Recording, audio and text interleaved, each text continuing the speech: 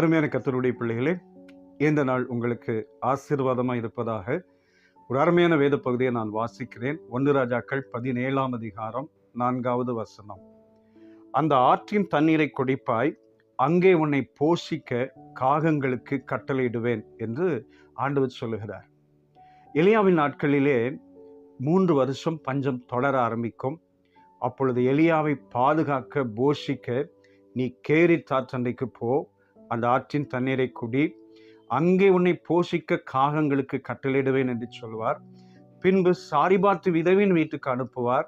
அந்த ஸ்திரீ கொஞ்சம் மாவும் கொஞ்சம் எண்ணெயோடு கூட தன்னுடைய காலத்தை ஓட்ட நினைக்கிற போது எலியா அந்த இடத்திற்கு போனது நிமித்தமாய் அந்த வீட்டிலே எண்ணெய் குறையாமல், மா குறையாமல், பஞ்சம் முடிகிற வரைக்கும் அந்த ஸ்திரீயினுடைய குடும்பம் அனைவரும் பாதுகாக்கப்பட்டார்கள், போஷிக்கப்பட்டார்கள்.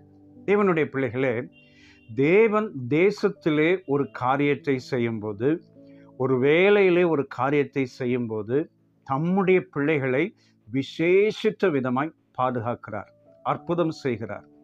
எலியாவின் நாட்களில் பஞ்சம் உண்டான போது எலியாவை எப்படி பாதுகாக்க தேவன் ஒரு திட்டத்தை வகுத்தாரோ, அதே போல இந்த நாட்களிலே உங்களை சுற்றிலுமாய், உங்கள் வேலை ஸ்தலங்களிலே சுற்றிலுமாய் ஏதோ ஒரு காரியம் நடக்கும்போது தேவன் உங்களை அற்புதமாய் பாதுகாப்பார், சரியான காரியத்திலே வழி நடத்துவார்.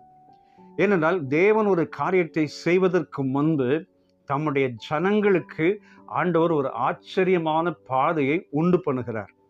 இஸ்ரவேல் ஜனங்களை நடத்தி வரும்போது செங்கடலை முன்பாக ஆண்டவர் அற்புதம் செய்வதற்காகவே அங்கு கூட்டி செல்கிறார்.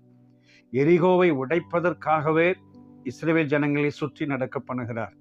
யோர்தானை பிளப்பதற்காகவே அந்த பாதையிலே நடத்துகிறார். சகோதரா, சகோதரி, உங்கள் வாழ்க்கையிலே இப்பொழுது நீங்கள் நெருக்கப்படுகிறீர்களா, சோர்ந்து போயிருக்கிறீர்களா? ஏதோ ஒரு அற்புதத்தை செய்து உங்கள் வாழ்க்கையிலே அற்புதமாய் காப்பாற்றி வருகிறார். ஒருவேளை நாம் அதை உணராமல் இருக்கலாம். சற்று யோசித்து பார்த்தால் தேவன் எனக்கு இதெல்லாம் செஞ்சிருக்கிறாரே என்று சொல்லி நினைக்க தோன்றும். நீங்கள் சோர்ந்து போகாமல் இன்னும் கர்த்தரோடு நெருங்க ஆரம்பியுங்கள். நிச்சயமாய் எலியாவை காப்பாற்றின தேவன், எலியாவை வல்லமையாய் பயன்படுத்தின தேவன் உங்கள் சூழ்நிலையிலும் உங்களையும் வல்லமையாய் பயன்படுத்தி ஆசீர்வதிப்பார்.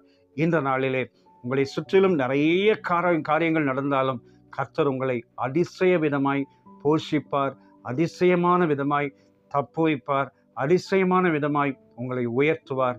நீங்கள் ஆச்சரியமான காரியத்தை பார்க்க போகிறீர்கள். உங்களுக்காக நான் ஜெபிக்கிறேன்.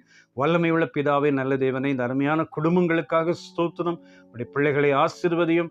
எலியாவின் நாட்களில் பஞ்சம் உண்டான போது எலியாவை போஷிப்பதற்கு ஒரு திட்டத்தை ஆண்டவர் எலியாவினிடத்தில் சொன்னது போல உடைய பிள்ளைகளின் வாழ்க்கையிலும் நெருக்கங்கள், போராட்டங்கள் சூழ்ந்திருக்கும் போது கர்த்தர் தூக்கி எடுத்து அற்புதம் செய்வீராக.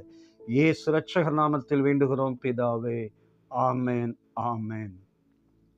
God bless you. Amen.